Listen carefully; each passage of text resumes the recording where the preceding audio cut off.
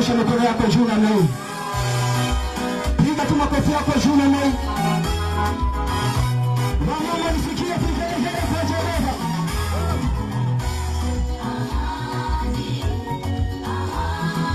Nisaidie kuimba.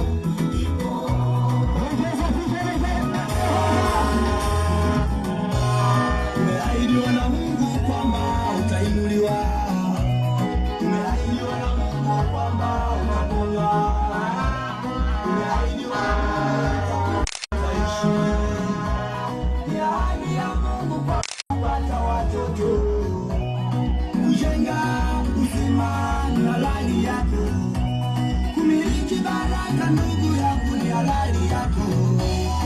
Ondoa mashaka, wasiwasi, mwamini Mungu.